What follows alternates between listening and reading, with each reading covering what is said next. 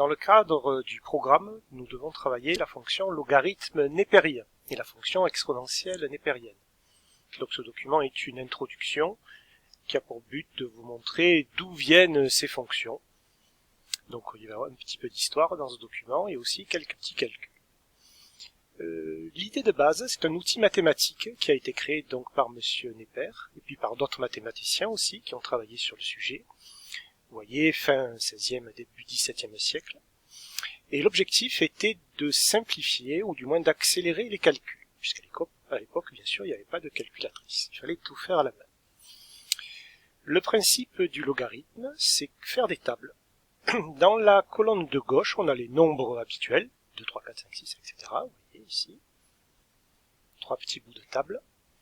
Et dans la colonne de droite, eh bien, Monsieur Népère, il a calculé des logarithmes, c'est-à-dire d'autres valeurs qu'il a calculées. Elles ne sortent pas, c'est pas des valeurs choisies au hasard, elles résultent de calculs très complexes. Et je crois, oui, c'est indiqué ici, vous voyez, ça a demandé 40 ans de travail, et pas tout seul, ça a demandé aussi de la collaboration entre de nombreux mathématiciens. Mais donc, ils sont arrivés à faire ces tables-là. L'objectif, c'est expliqué ici, étant de remplacer des multiplications par des additions. Donc on va voir un petit peu comment ça marche.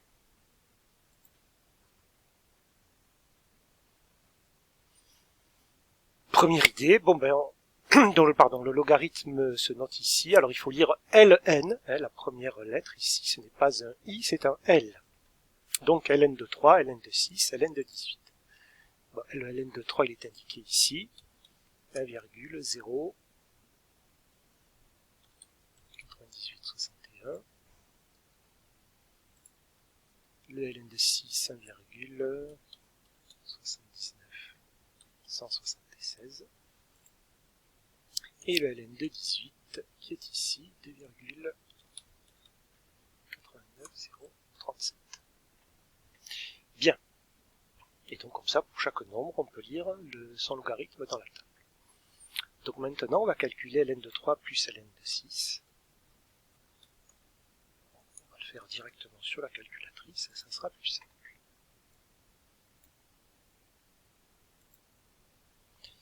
Donc 1.09861 plus 1.79 176 de 89037.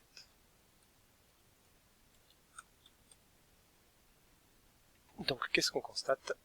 On constate que Ln de 3 plus Ln de 6 est égal à Ln de 18. Quel est l'intérêt de tout ça?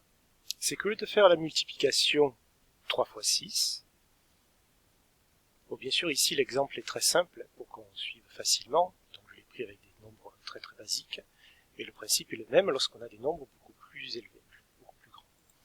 Donc au lieu de faire la multiplication 3 fois 6, on fait l'addition Ln de 3 plus Ln de 6. Ln de 3, on le connaît ici, on regarde sa table. Ln de 6, on le connaît aussi. On regarde la table, on fait l'addition. Une fois qu'on a fait l'addition, donc on a un résultat. Ce résultat, c'est un logarithme. Le résultat obtenu est un logarithme. On le repère dans la table. 2,89037, 2,89037. Et donc on voit que c'est le logarithme de 18. On en déduit que 3 fois 6 égale 18. Voilà le principe, on a remplacé une multiplication par une addition de logarithmes. Petite application, en utilisant uniquement ces tables, on doit trouver la valeur du produit 13 fois 17. Et bien on va regarder Ln de 13.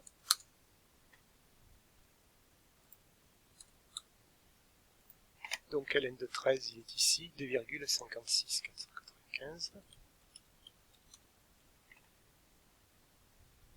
Et Ln de 17.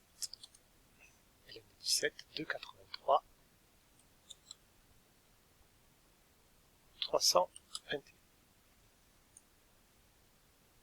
Et maintenant, on va additionner ces deux logarithmes.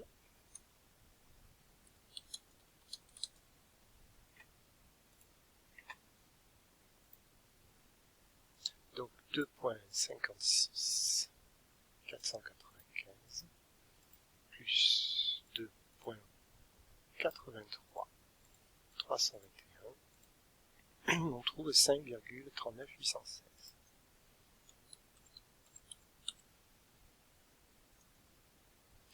Qu'est-ce qu'on constate? On constate que ce résultat, on va le chercher, on va le regarder dans l'étape de logarithme, 5,39816, 5,39816. Donc on constate que c'est le logarithme de 121. On en conclut que 13 fois 17 égale 221. Et voilà, au lieu de faire la multiplication 13 fois 17, on a additionné leur logarithme, et en regardant le résultat, on est allé chercher ici le résultat de la multiplication 13 fois 17. Sur votre calculatrice, comment ça se présente? La fonction logarithme népérien est ici, on voit bien le petit ln. Donc c'est cette touche qu'il faudra utiliser. Ça, c'est une autre espèce de logarithme que nous n'avons pas utilisée. C'est celle-ci qu'on utilise. Et avec la fonction logarithme, donc on va utiliser la fonction exponentielle, qui est ici, écrite en jaune, e puissance x. Et bien sûr, pour l'activer, il faudra faire un Shift L. Donc maintenant, on va découvrir qu'est-ce que c'est que cette fonction exponentielle népérienne. Et on va utiliser notre calculatrice.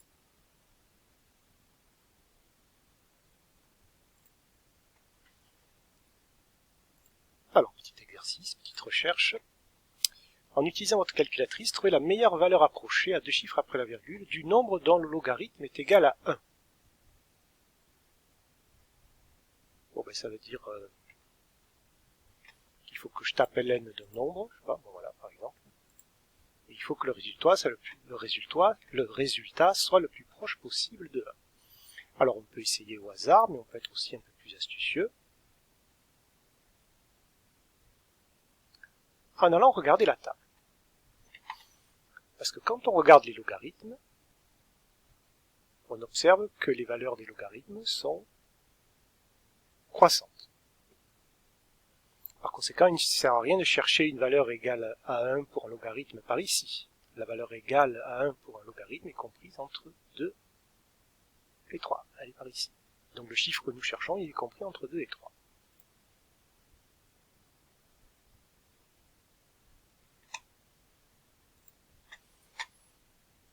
Et bien on va taper logarithme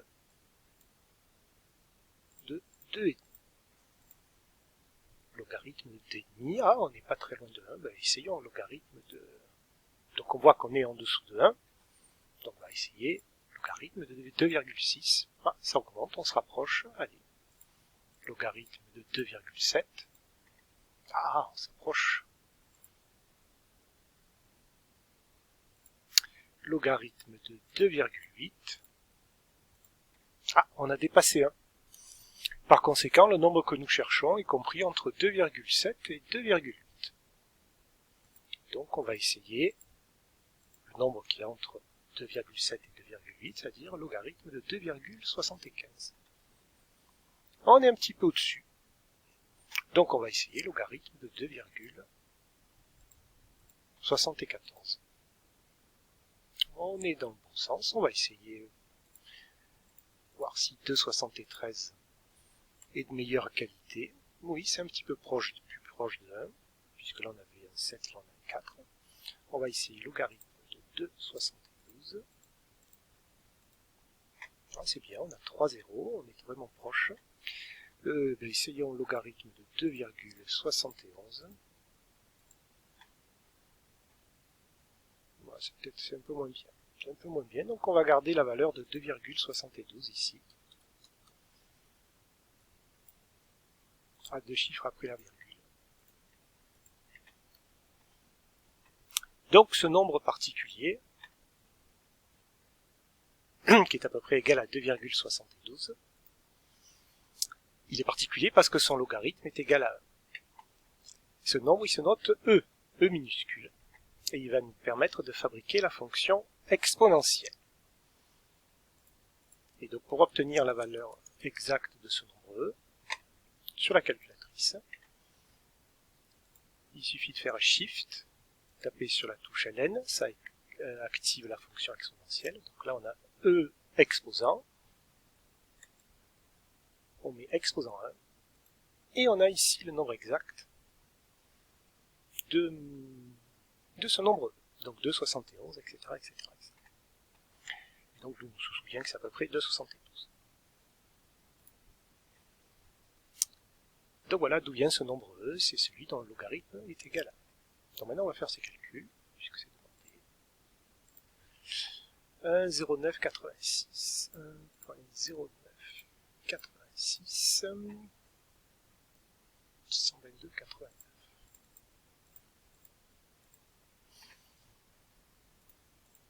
Bon,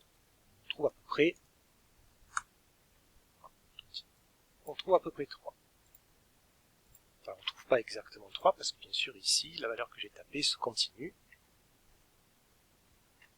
Et on va faire la même chose avec le nombre suivant.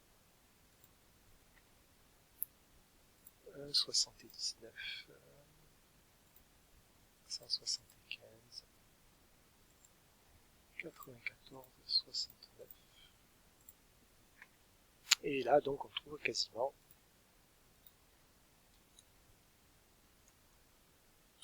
le nombre 6.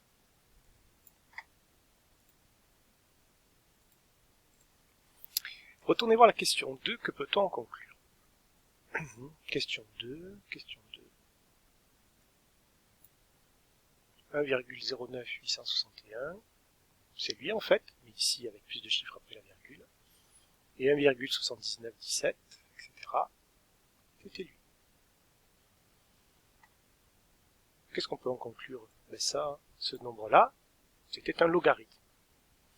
Et lorsque je le mets en exposant pour la fonction exponentielle, je retrouve le nombre de départ. Je retrouve 3. Même chose ici. Ça, c'était un logarithme. Et lorsque je le mets dans la fonction exponentielle, je retrouve le nombre de départ. Ce qu'on peut en conclure, c'est que lorsqu'on prend dans l'exponentielle un logarithme, on retrouve le nombre de départ. On va voir ici un petit peu les mêmes phénomènes. Si je calcule donc ln de e puissance 12, je retrouve 12. Et de la même manière, si je calcule e de ln 25, je retrouve 25. Par conséquent, que constate-t-on? Quelque part, donc la fonction ln et la fonction exponentielle se neutralisent. En résumé, quel est le lien entre ces deux fonctions, ln et exponentielle?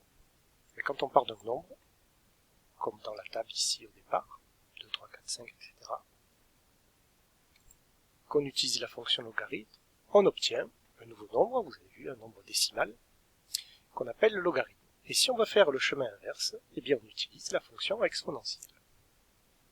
Voilà, c'est fini pour cette introduction. Je précise bien qu'il s'agit d'une introduction. Nous avons fait ici des choses que nous n'aurons plus à faire après, dans le cours et dans les exercices. Les activités qui vous étaient proposées ici avaient pour objectif que vous compreniez l'origine de ces deux fonctions. Dans la suite, vous allez voir, on va faire des choses plus classiques, tracer des courbes, compléter des tableaux et résoudre des équations. Mais tout ça, c'est pour les prochaines vidéos.